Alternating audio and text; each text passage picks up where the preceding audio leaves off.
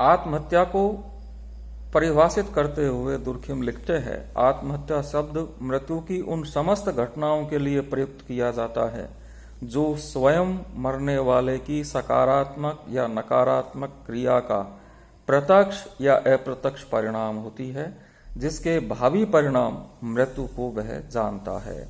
आत्महत्या की इस परिभाषा से स्पष्ट है कि ऐसी मृत्यु को ही आत्महत्या माना जाएगा जो मरने वालों की स्वयं की क्रिया का परिणाम होता है। व्यक्ति स्वयं जानबूझकर अपने जीवन का अंत कर लेता है, मृत्यु उसी की क्रिया का परिणाम है। दुर्खिम की इस परिभाषा का संबंध केवल मनुष्यों से है, पशुओं से नहीं। इस परिभाषा से आत्महत्या की कुछ विशेषताएं प्रकट होती है जो इस प्रकार है। नंबर 1, ऐसी मृत्यु को ही आत्महत्या कहा जाएगा जो स्वयं मरने वाले की क्रिया का परिणाम होती है। आत्महत्या में व्यक्ति स्वयं ही अपने जीवन को समाप्त करता है, आत्मघात करता है और मृत्यु उसी का परिणाम है। यह क्रिया सकारात्मक और नकारात्मक, प्रत्यक्ष और अप्रत्यक्ष दोनों ही हो सकती है। सकारात्मक क्रिया से तात्पर्य उन कार्यों से है जो स्पष्ट रूप से मृत्यु का कारण बनते हैं। उदाहरण के लिए स्वयं को गोली मार देना अथवा छलांग लगाकर कुएं में कूद पड़ना, दोनों ही आत्महत्या की सकारात्मक एवं प्रत्यक्ष क्रियाएं हैं। दूसरा पक्ष नकारात्मक या अप्रत्यक्ष है। इसमें व्यक्ति भोजन एवं जल ग्रहण करना बंद कर दे तो जीवन का अंत हो जाता है।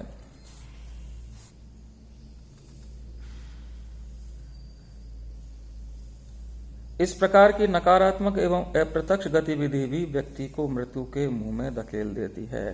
आत्महत्या की क्रिया का परिणाम में कार्य कारण के संबंध है। यह संबंध प्रत्यक्ष और अप्रत्यक्ष भी हो सकता है। नंबर 2 है, आत्महत्या की एक विशेषता यह भी है कि व्यक्ति इच्छापूर्वक सोच समझकर आत्महत्या करता है और वह अपनी क्रिया के परिणाम को जानता है। अनजाने अथवा धोखे से मर जाना आत्महत्या नहीं है। उदाहरण के लिए एक व्यक्ति थोड़ा पानी समझकर तैरने के इरादे से तालाब में उतरता है, किंतु गहरा पानी होने से वह डूबकर मर जाता है, तो यह दुर्घटना है, आत्महत्या नहीं। आत्महत्या के लिए जानबूझकर मरने के इरादे से कोई कार्य करना आवश्यक है। दुर्खिम सैनिकों द्वारा किए जाने वाले बलिदान अथवा अनशन के द्वारा मरने को भी आत्महत्या की श्रेणी में रखते हैं, क्योंकि दोनों में ही व्यक्ति ने जीवन को समाप्त करने का इरादा किया है। नंबर 3 है, आत्महत्या की एक विशेषता यह है कि आत्महत्या करने वाला व्यक्ति अपने क्रिया के परिणामों को पहले से ही जानता है। वह यह जानता है कि वह जो कुछ कर रहा है उसका निश्चित परिणाम मृत्यु है। अपनी मृत्यु की पूर्व जानकारी के बावजूद वह प्राण घातक क्रिया में लीन होता है। नंबर 4 है, आत्महत्या पूर्व निश्चय के साथ जानबूझकर की जाने वाली आत्मघाती क्रिया का परिणाम है।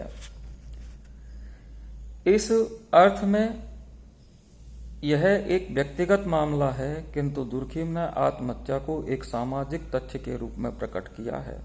आत्महत्या की घटनाओं को वह किसी विशिष्ट समाज में एक निश्चित अवधि के अंदर एक समग्रता के रूप में देखता है। दुर्खिम ने आत्महत्या की सामाजिक प्रकृति को प्रकट करने के लिए यूरोप के 11 देशों फ्रांस, इंग्लैंड, बकेरिया, डेनमार्क, सैक्सोनी आदि के आंकड़ों के आधार पर अपने मत की पुष्टि की। आपने विभिन्न देशों की विभिन्न वर्षों की आत्महत्या की घटनाओं की सारणी प्रस्तुत कर यह प्रकट किया है कि प्रत्येक समाज में हर वर्ष आत्महत्याओं की संख्या में बहुत कम फेरबदल आता है। इससे सिद्ध होता है कि आत्महत्या कोई व्यक्तिगत या अनायास होने वाली घटना नहीं है, वरन यह समाज की दशाओं से संबंधित है। इसमें महत्वपूर्ण परिवर्तन तभी होते हैं जबकि संबंधित समाज की दशाओं में भी महत्वपूर्ण परिवर्तन होते हैं। संक्षेप में हम कह सकते हैं कि दुर्खिम ने अपनी परिभाषा में आत्महत्या की वैज्ञानिक परिभाषा दी है तथा उसे एक सामूहिक तथ्य के रूप में समझने का प्रयत्न किया है।